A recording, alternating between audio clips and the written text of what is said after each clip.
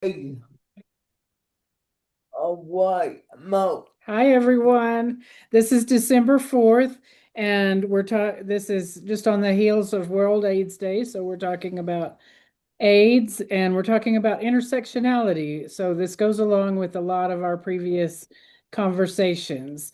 So I hope this is an interesting discussion. I'm sure it will be.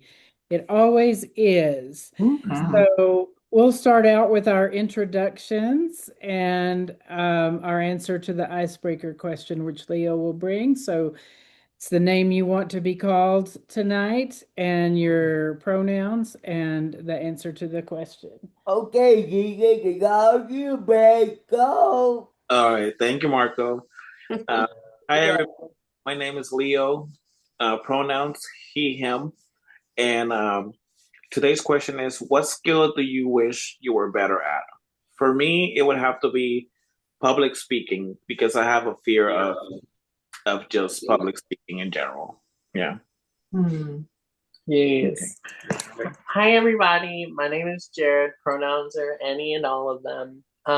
And I wish that I was better at, um, hmm.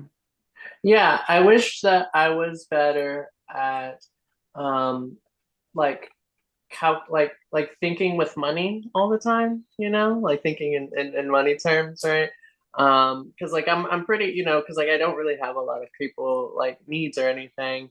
But I don't really think like whenever money comes, like I don't really think about how much everything costs all the time, and I really need to get better at that. Money, money, money. Mhm. Hey, I guess I'll go next. I'm there are so many things that I wish I was better at, but I'll stick with speaking.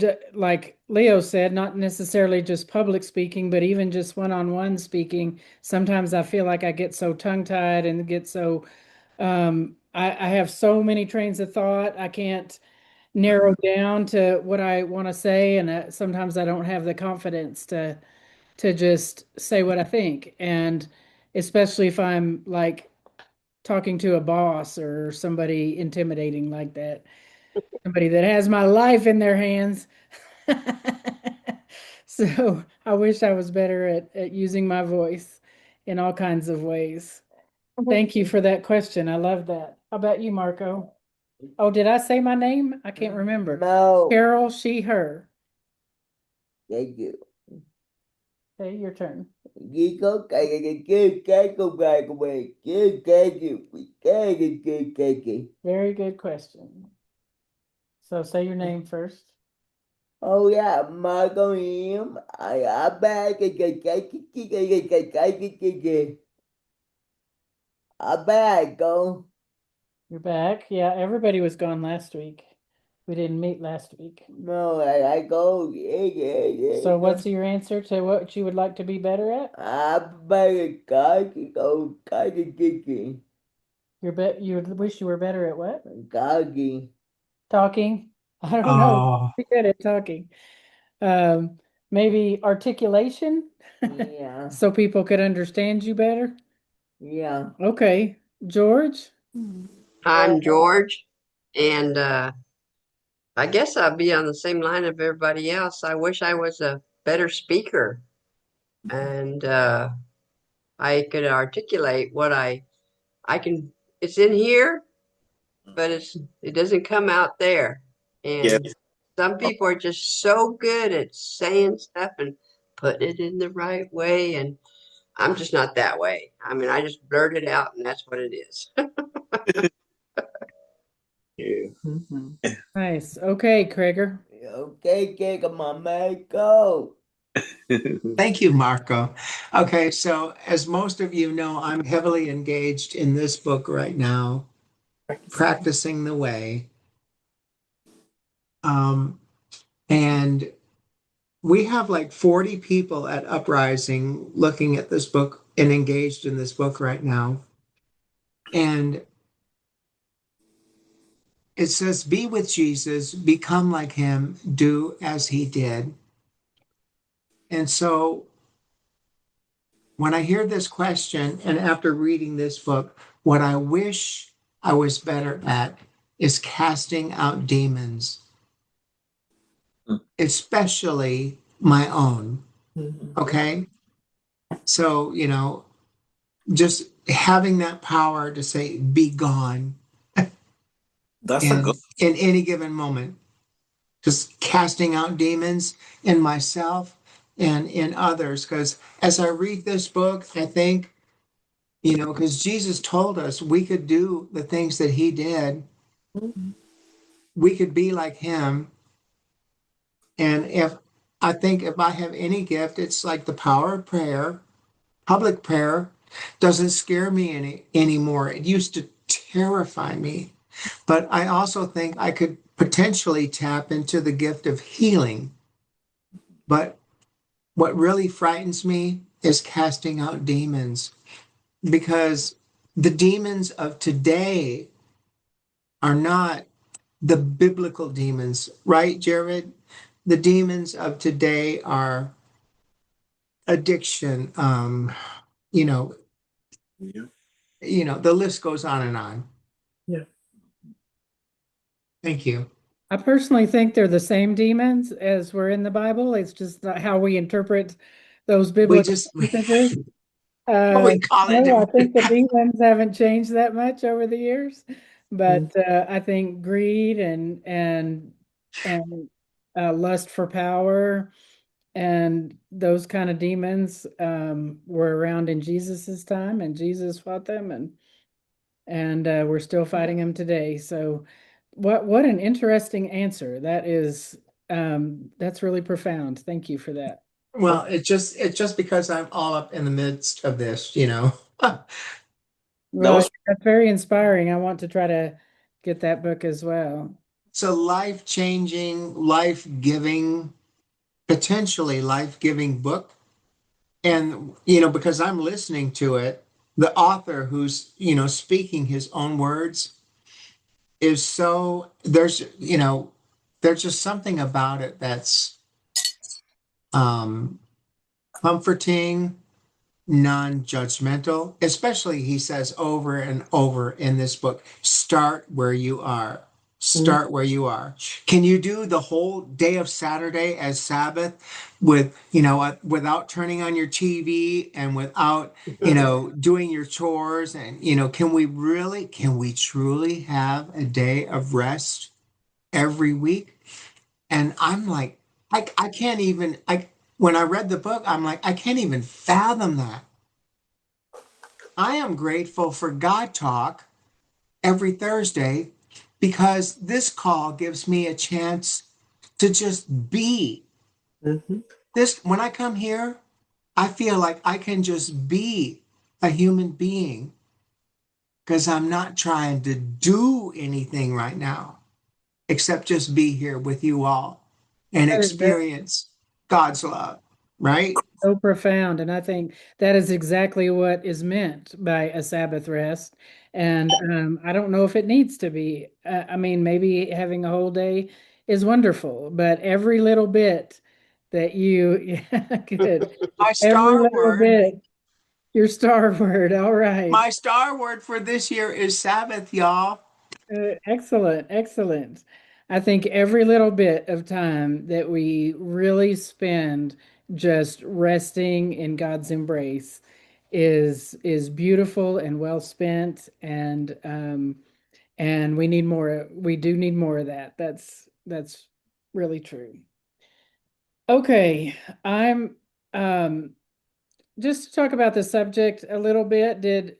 I went to both the denominational and our church's World AIDS Day service via Zoom. Thank God for Zoom and online capabilities. For just being here and being able to connect. It's just, and I love our online church. And we had a beautiful service that George, I know you helped a lot with it, but Bob was kind of the leader in how it went. And um and it was beautiful, and he shared a lot of statistics, and some of them very sad, but including some of the changes that have happened recently, which I think is important for us to keep those things in the conversation, like the funding cuts and how they have affected people all over the world, and how many more people are sick and dying or dead because of some of the funding cuts, and how profound that is. Not to mention, Carol, that this is the first year that the United States officially did not, as a country, participate in World AIDS Day. Since According to what Bob 1988. said, yeah. Since Yeah. 1988. This is what Bob said, yeah. Yes, you're right. Yes, Wasn't even on the news. that's horrific. I think that It wasn't even recognized on the news, and they always recognize it on the news. It's just so sad. well, I'm grateful that we recognized it. Yes, we will. Jim Metelsky is somebody. Do y'all know who he is? He's he wasn't he an elder, George? Yes, yes. So Reverend Elder Jim Metelsky, um, he was probably front and center of the AIDS work in our denomination, basically from the beginning, and got his own diagnosis during that time. And he's been sharing a lot about that in Facebook. One of his um, recent passions has been sharing some of the old songs of MCC and some of the songs that are uniquely MCC. And I think that's just beautiful. I got to know Jim when I first took, when you, or at least when I was going through seminary, there was a requirement for everyone that wanted to be ordained in MCC that you take a um, sexuality and spirituality course from MCC, as well as the polity of the church. And Jim was involved in teaching those courses, and he came to campus, to the campus in Cambridge, Massachusetts, where my seminary was, and led some of those classes. And it was really profound. And I got to share some meals and get to know him. And he's a beautiful human being. He in the World AIDS Day service this year for our denomination, he showed a film from General Conference in Calgary in 2005. I thought about bringing it here, but it was like 7 minutes long, which seems like a big chunk of our hour. And anyway, in it, he was wearing this HIV positive T-shirt, and and he brought up that old "Act Up" chant, Mm-hmm. and you know what I'm talking about? Mm-hmm. Can you say it, George? I was there too, yeah, at Calgary. Yeah, and was formerly Bob and all of us were active in ACT UP too. Yeah. Nice. Well, he brought that up, and he talked about he particularly honored the women, especially like all the lesbians who helped throughout the those really dismal years when we were having multiple funerals every single week in almost every church within MCC, where we lost 50% of our membership to deaths from AIDS. It was just horrific.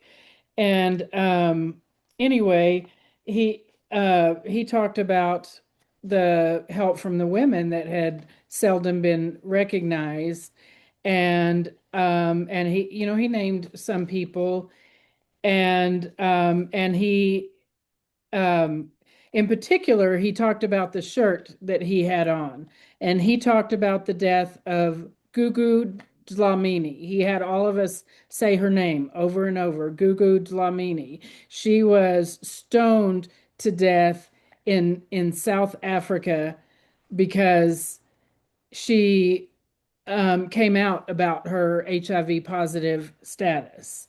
And they stoned her to death. And the people around her said that that happened because she stood up in isolation and they weren't going to let anybody else do that. So they got a bunch of t-shirts with her name on the back and that said HIV positive on the front. And everybody, no matter what their HIV status was, wore these shirts, just hundreds of people. And so we tried to kind of recreate that a little bit in Calgary at the conference.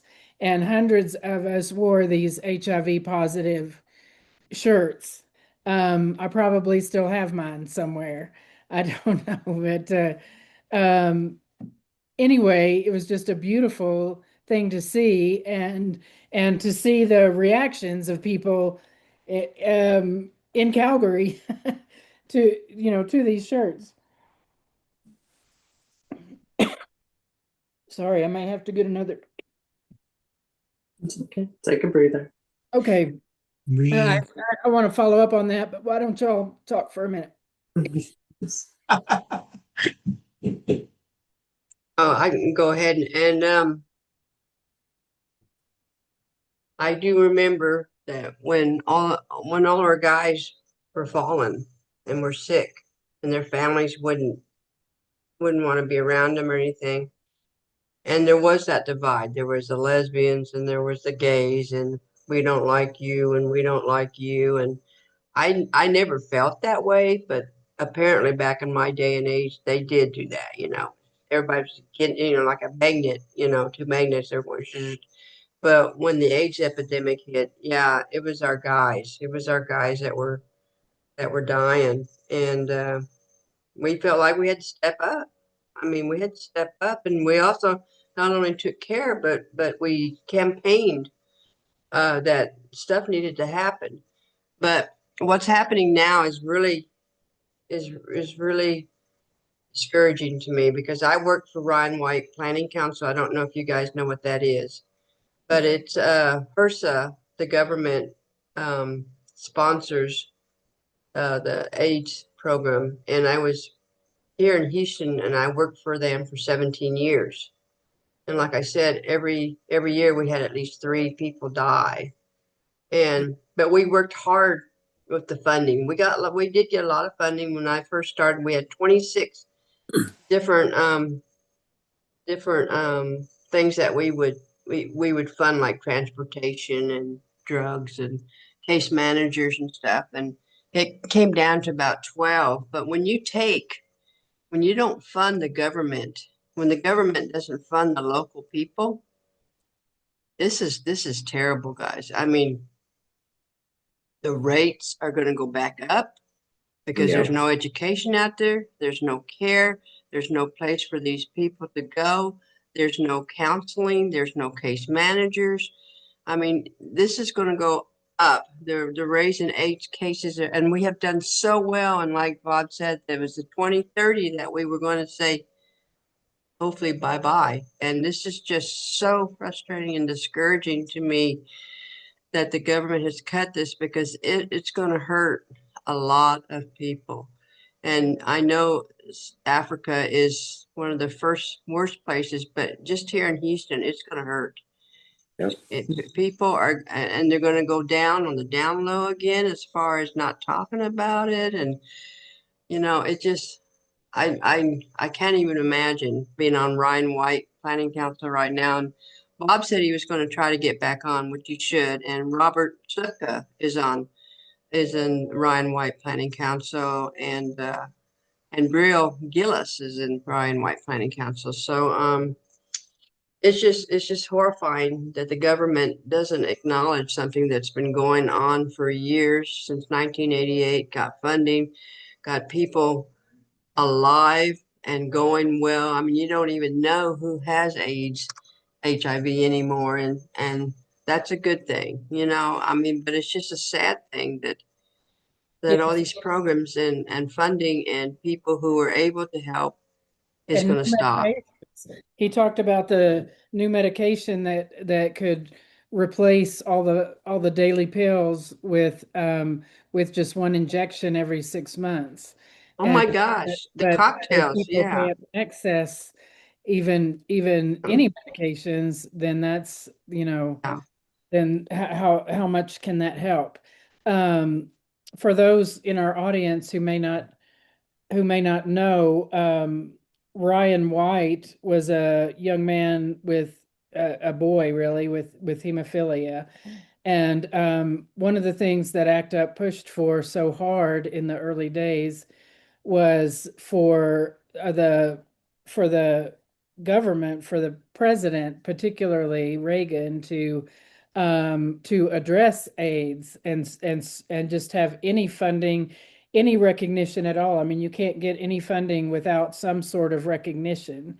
Um, and and Reagan promised to do it and then wouldn't and then didn't. And then the first time that he finally mentioned AIDS was when he recognized Ryan White.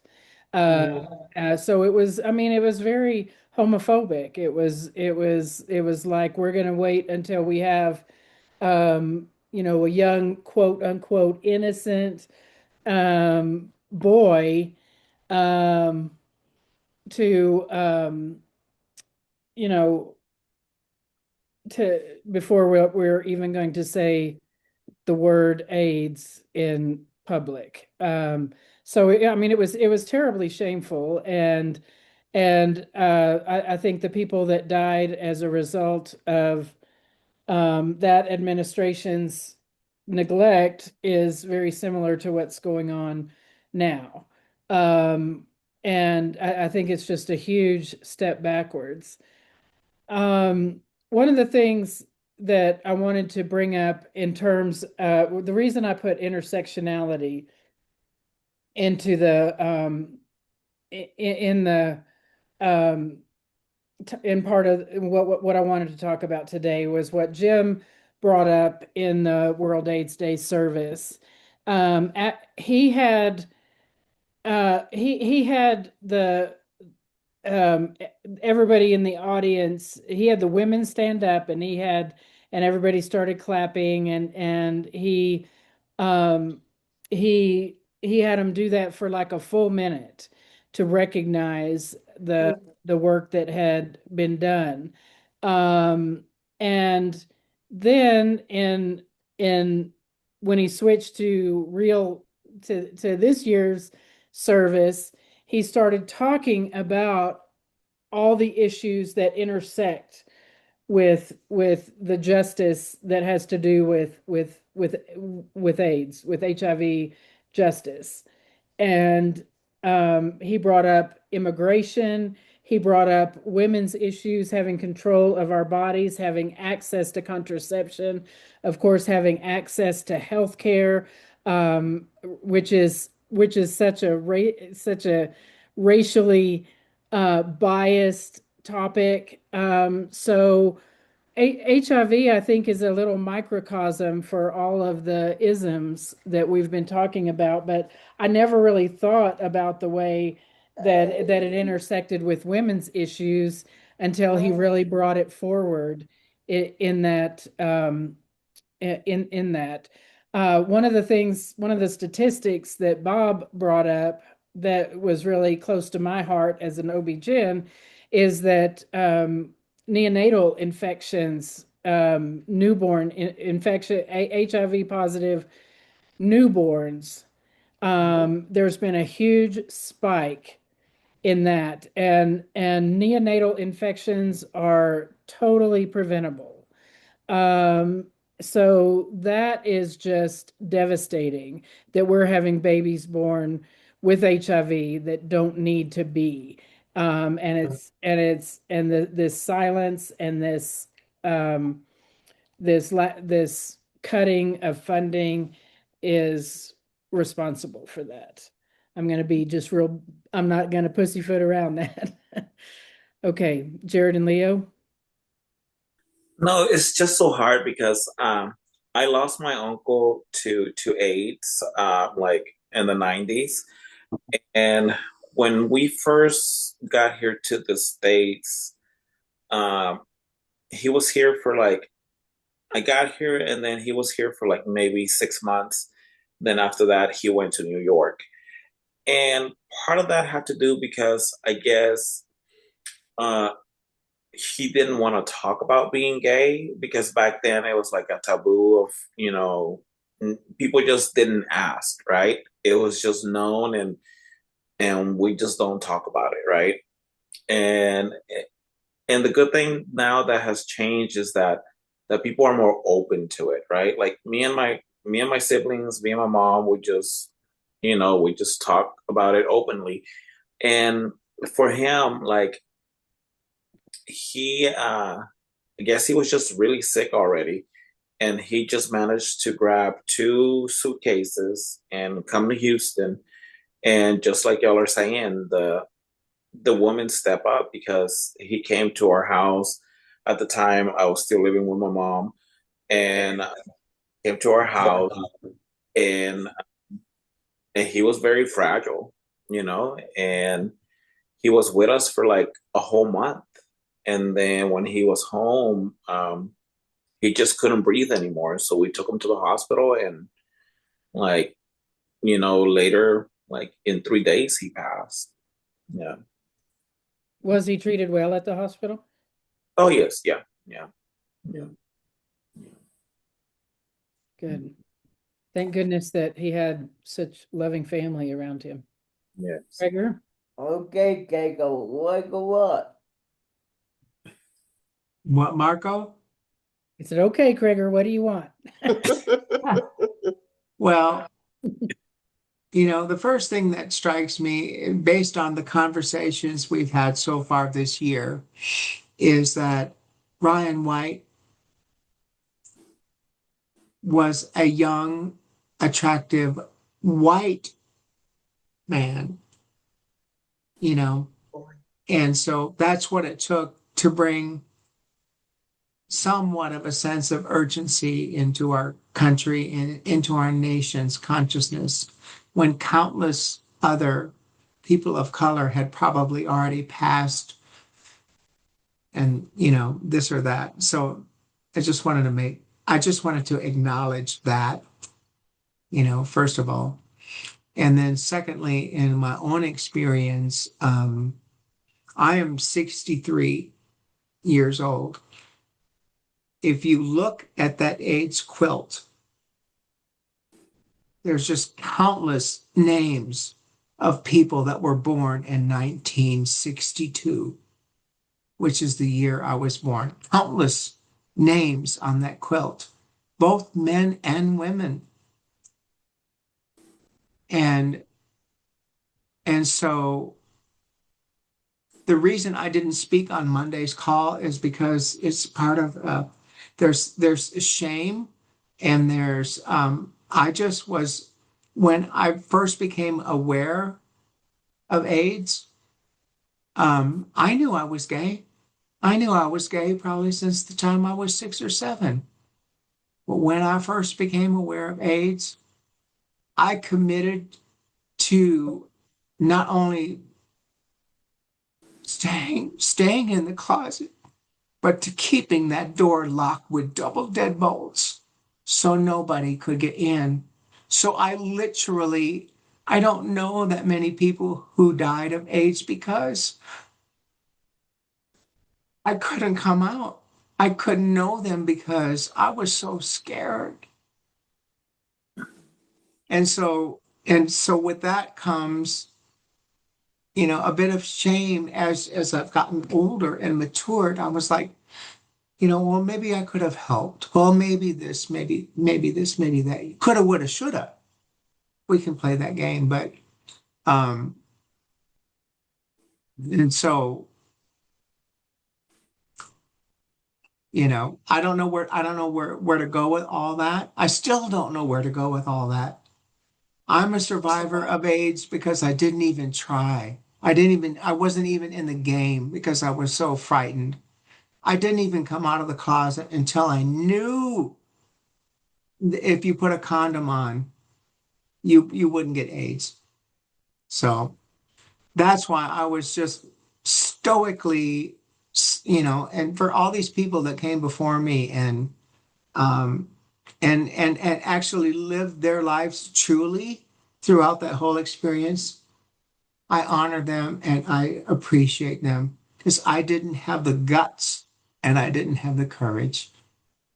Kreger, thank you so much for sharing and for your vulnerability and authenticity. I want to say that shame doesn't, I know it's hard to release shame, but shame is, as we've learned in all of our anti-racism discussions, shame is not helpful to moving forward. And you came out when you could, when you were meant to, and thank God you are here today and with us and alive and out and and just beautifully present. So please let go of that shame. You did what you needed to, what your mind and your heart needed for protection at that time, and you have changed, and we appreciate that. And you just live your life the beautiful way you're doing. I hope George? someone can stumble upon this particular recording and release themselves from from this. But also don't forget that God was protecting you. It wasn't just you; it was God. You're never alone. You were never alone. Yeah.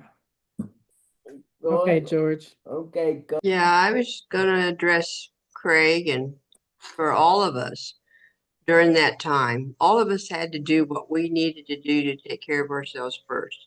If we don't take care of ourselves first, we cannot take care of anybody else. So what you did, Craig, was nothing. You took care of yourself. And look what you are doing now. And look at the presence that you have now. You might not be here if you hadn't taken care of yourself. We might not have the blessings of your prayers for the noonday prayer group. We might not have the blessing of your voice for forever blessed. I mean, you've been steady. You've been to the classes. You're in Austin now. You're not in Houston anymore, but you're family. And so look at what you've done now. I mean, we all have to take care of ourselves, and the greatest thing we can do is to take care of ourselves so then we can take care of other people. Because I'm sure that you were praying, and I'm sure that you were with what you could do and doing the things you could do. So don't ever feel ashamed or feel bad that you weren't in the thick of things when the thick of things was there, because now you're in now and we need you now. Okay, so be proud. I'm proud you're here. So get that luggage off of you, Craig. Thank you, George.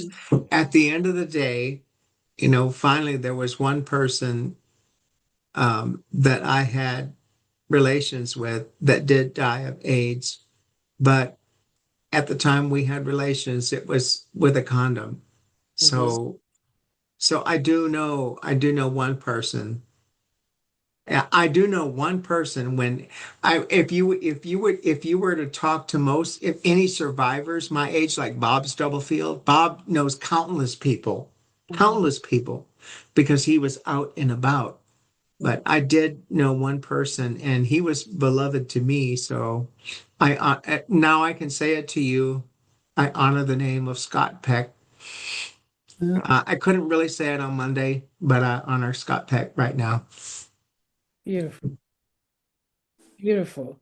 I think I knew so many people that I couldn't even name them all. And some of the names I'm afraid may have even slipped my mind, and that really brings to mind what Jared and Leo have brought up their altars several times, and that's important to remember our ancestors. You mentioned the quilt, and that quilt, I mean, some of those squares on that quilt have multiple names, and Mhm. that quilt spreads acres and acres and acres. It is gigantic, and I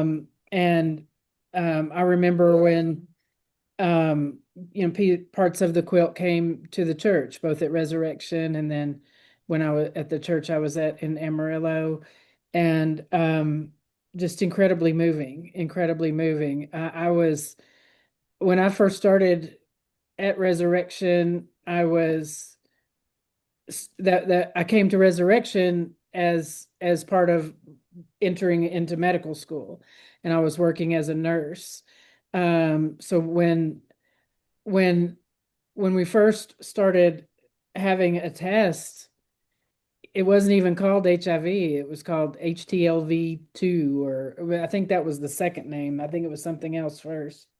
And and and it just so much changed in so many years. But MCC Resurrection had a ministry, and even though I lived an hour away and didn't have a lot of time, they found a way to let me figure out what I could do, even just on the Sundays when I was able to come to Houston. And so I met a lot of beautiful, beautiful people in that ministry, and of course some of them were in hospice when I first started meeting them. So um, anyway, that was a sad time, and I was really rather surprised after the service how much grief washed over me, and I wonder if it would have been that profound if it hadn't been for the recent changes and the lack of the government's acknowledgement of World AIDS Day. And I just when your grief is tempered by action that you're able to do, that you see other people doing, that gives you hope, that it just it makes a difference. It makes a huge difference in working through grief.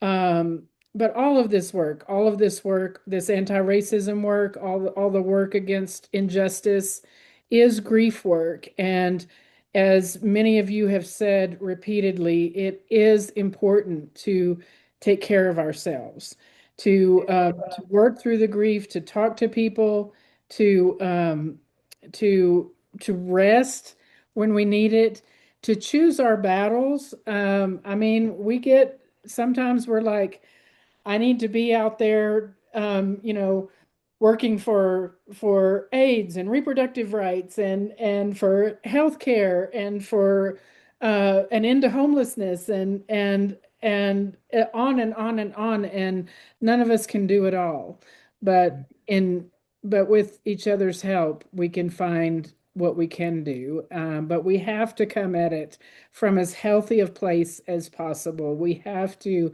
take the time to work through our grief, to rest, to recharge, to make those connections that make that make fighting for this world worthwhile. Krager?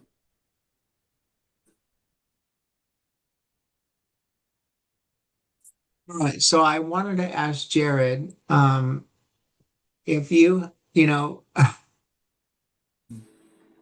what your ideas, if you're able to share without, violating confidentiality, what are people doing now? What are young men and women doing now to, you know, try to avoid contracting the HIV virus? Are you able to talk about that, or if it's too much, then Um, I I can talk around it. Um, okay. because of HIPAA. And I guess I kind of like I was in, so a lot of my experience with HIV/AIDS is to do with like my work as a clinician. Um, Yes.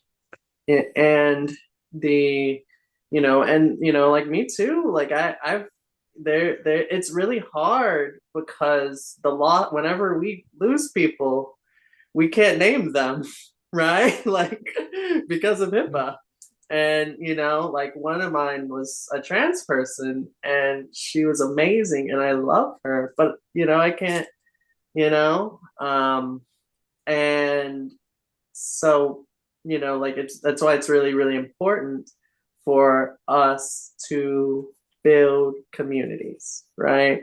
Because if you can't, I can't just say it in a group like this, but I can amongst people who, fellow clinicians, people who knew her, like these right, of people who actually understand the lived experience, right, without violating confidentiality, because I mean everybody was there for that, right?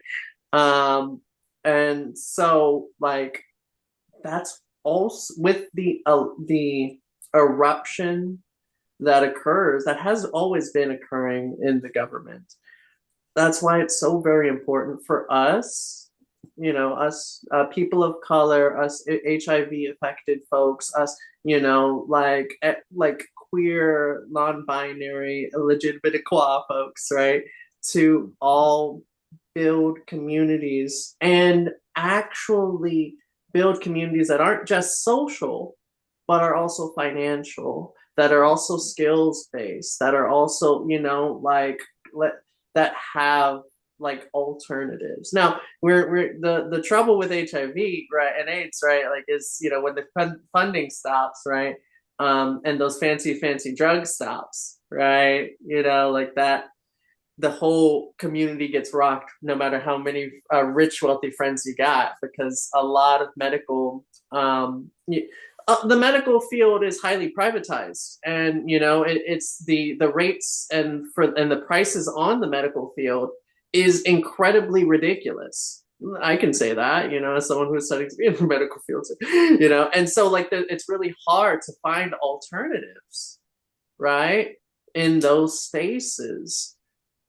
And I think yet that is something that people are still attempting to do, right? People are still attempting to, look for affirming therapists, look for affirming, clinicians, look for affirming clinics and devote their money only to them. They're looking for people who don't comply with the rules, and they're boycotting the people who do, right? I mean, really, that's the most I could say without violating people's rights. And there are Thank you, some. Jared. I don't know if you did anybody watch the Dallas Buyers Club? I didn't see that until this year. What's that? That's Sad. yeah, it's incredibly sad. Yeah. And it's all about a straight man, a very homophobic straight rodeo cowboy, who got HIV, who got AIDS, and just following his process through trying to trying to get drugs and trying to fight. I mean, he was just everything, just but trying to, this whole group of people, who very diverse people, who came together and tried to find ways to get the medications before the FDA approved them, before they were released, trying to find alternatives, going around the world to try to find the alternatives. Yeah, it's just pretty crazy. But the and um, I was just going to bring up medically. There are, I mean, there are preventive drugs now that there weren't in the Kreger in the times that you were talking about, but there are preventive drugs for, Right. like, for example, potential partners of people um, Right. who have AIDS, or um, things like that. You keep smiling, Kreger, and I Are you laughing? Are you laughing at Marco No, and him? it's just because Paul just walked through, and what I said at my Yeah. wedding vow is I love the way I feel every time he walks into the room. It's just, Oh, that's beautiful. and so he just walked through. Sorry, Carol. No, no, I'm just no. having a love moment. Oh, Oh, that's sweet. No, we need to hear that right now. That is beautiful. So, okay. And so Jared, you answered Krager's question. Were y'all through with were you the one that raised your hand? yes. Yeah. I kind of tied it into what I was going to say. Yeah. Okay. Yes. All right, George. Yeah, I want to make mention. I met Paul the very first time at Ryan White. He came on at Ryan White, and oh my gosh, he was so strict, straight up businessman. So when he, when he first came to church, everything, I went, oh my God, that's Paul. Got to see a different Paul. But anyway, Craig, to your question, it brought to mind when I was with Ryan White, I would go to quite a few health health fairs, and this was, let's see, I haven't been at Ryan. I see, it was it two. I haven't been there for 7 years, so this has probably been 10 years ago. Anyway, I would go to the college campuses, and we'd have Ryan White booth or table there, and I was amazed. We'd have the red ribbon and stuff, and I'd say, "Do you know what that red ribbon is for?" And they would say, the kids would walk by and say, "No, what is it?" And I'm just wondering, Jared, do you have that the kids, this is 10 years ago, did not know what AIDS and HIV was because it had gotten so, the meds have gotten so well. People weren't walking around, looked like dead people walking around. They had no experience with it. And I don't know from coming on down, but I was just amazed at TSU and Houston and at these colleges that the kids had no idea what AIDS was. And that just floored me because if they didn't know what it was, they don't know how to protect themselves. They wouldn't know what was going on if they got something. So We that to me was very, very scary. Yeah.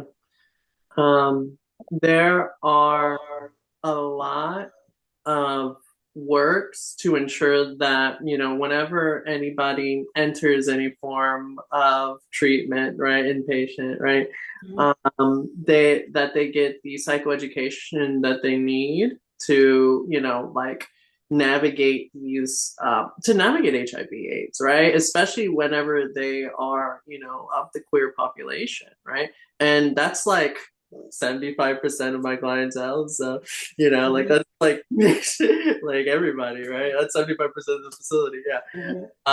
And it's like it's really cool because we even have a grant specifically for for our company to have like a therapist that specializes in like that, and the grant comes with a therapist and a coach, right? Yes, I believe it's called the Empower Her grant. Where So is that funding going to go away? so far so good. That's the scary thing. Where do people reach out for help? There's not that help anymore. They don't, when we were Ryan White, we would go into the prisons and we would go on the streets because people did not know what they were doing. And especially, unfortunately, the Black community, the guys would come out of prison and the women would, they'd have sex with the women and the women didn't know. And so we got that education going much better, because we went out on the streets and said, hey, look, be careful and this and that. And this is why I'm just so afraid of the funding and neonatal and all this stuff is going to come back. It's going to come back. We're fighting the good fight to ensure that happens because we also have a lot of prevention stuff, like right. Prevention department. But is that going to go away is what I'm saying. It's just scary.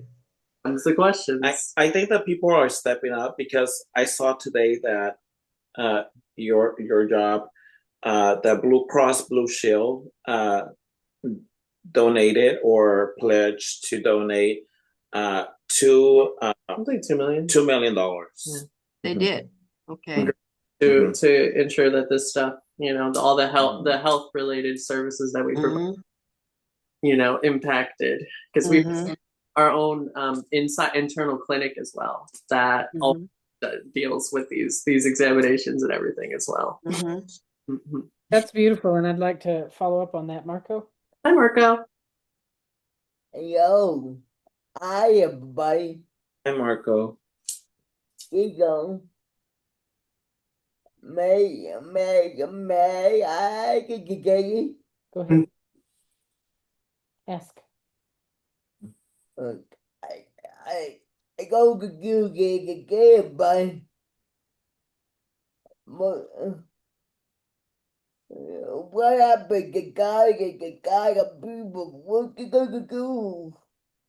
Well, yeah, we are talking about a lot what's happening where everybody's worried about losing the funding and everything, but there are some ways that a lot of communities are stepping up.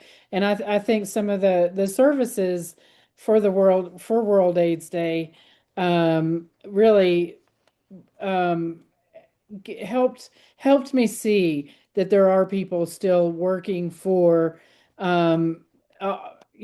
justice in so many ways. So let's just take a couple of minutes to go around and see what are some of the so Jared just mentioned one with Blue Cross.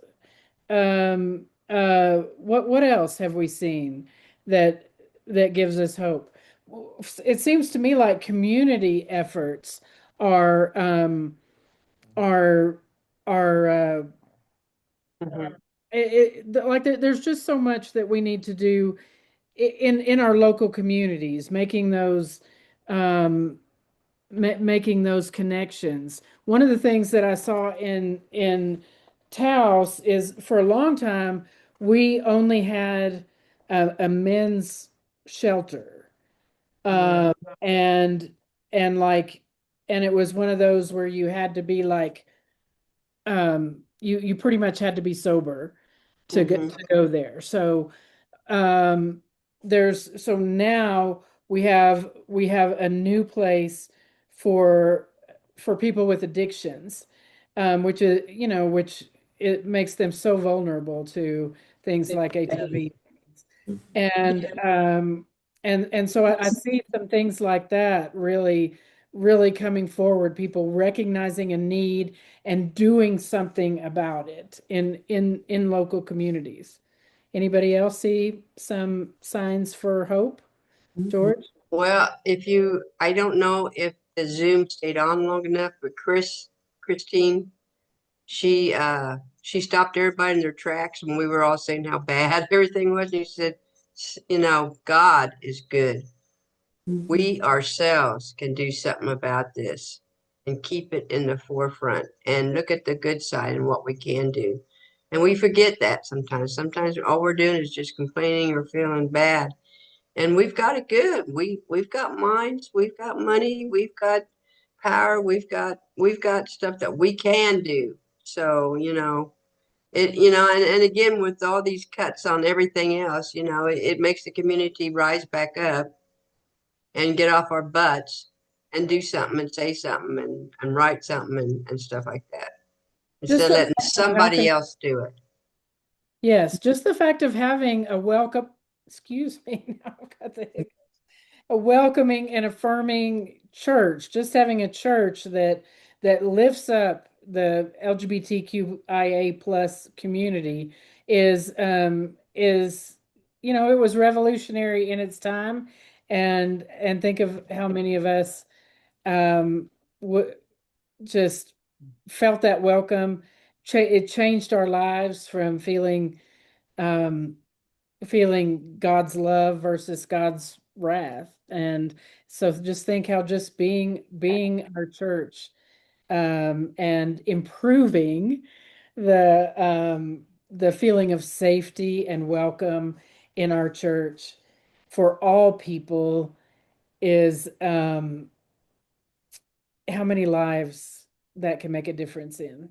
So yeah, we can't forget that. All right. That's anybody else want to add anything to that before we move toward our closing? Just the food pantries too, you know, when people were losing their SNAP benefits, uh, a lot of food pantries stepped up, and not the huge ones, you know, not just Bye. in food bank, but small food pantries like church pantries, you know. Yeah, and I noticed there was like there's this one food that basically food distribution that works in Houston called Food Not Bombs. That they normally get assaulted by the police consistently, right? Just because they're giving food away, right? Giving food away consistently, right? That's it. Same space for years. The ever since SNAP benefits like dropped, they suddenly the police have stopped showing up to try to bust them. So you know, good on the cop. Go Houston PD.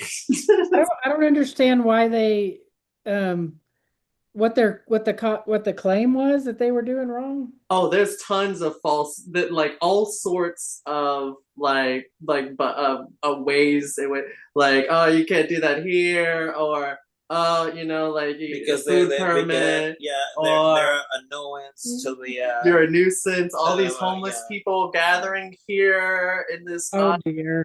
weird Oh, area. that's crazy. They So have thank goodness that that harassment has stopped. if you pass by, you know where you can see them all the time passing food. If you pass around 9 p.m. on a Friday downtown by the public library, they're always there in that corner passing out food to the homeless. They have tables, and it's always fresh vegan food because the food that's offered at the pantries aren't fresh vegan food, you know, like, and so people with allergies, people who actually want to survive, live long enough on cancer causing FDA approved food.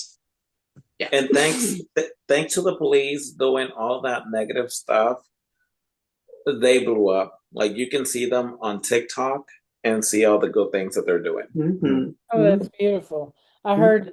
I think Marco wants to talk about how he helped with the little food libraries. Yeah, is that what you wanted to say? Yeah, may I? Real quick. Yes, you may. Yes. Real quick. Well, we got a people got go we get go get me. I get go all about one. Yeah. And you've met lots of homeless people through your film class. And so Yeah, you and Lisa get to try to work with that on an individual basis sometimes. That's really good. I heard an interesting initiative just on the radio. I'm not sure if it was I think it was from Hollywood, where they were talking about that just the making movies, that there are these huge lunch spreads. They said it's almost like a wedding every day. And so somebody was like, oh my God, there's so much food being wasted because, sometimes not as many people show up, not as many people eat, or like the cast changes and there are delays. And so all this food, instead of all this food going to waste, somebody just took the initiative of gathering all this uneaten food that was really nice and special for the actors to and making good use of it while it was still fresh. And so I mean they're creating a space for like 2,000 meals a week or something like that at a minimum, and just from food that would have gone to waste. Don't you remember how after Jesus fed the 5,000, there were 12 baskets of leftovers gathered? My question about well, it's a different God talk. We'll have to, my question is, was that fish raw or was it broiled?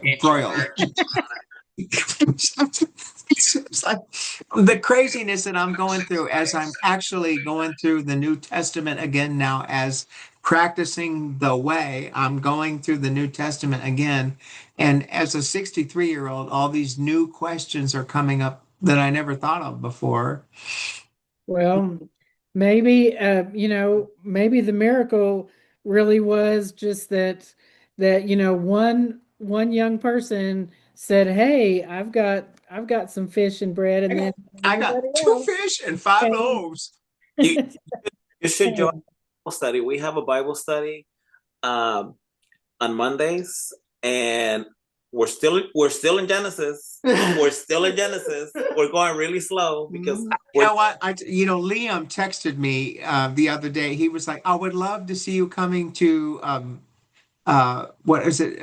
Vices and Virtues and Vices. Yay. Verses." And I wrote back to Liam. I'm like, "Oh my God, thanks for thinking of me." But I have declared Tuesday as a day of self-care because I don't know how you guys are doing it, Leo and Jared. You're on every night. You're on all these calls.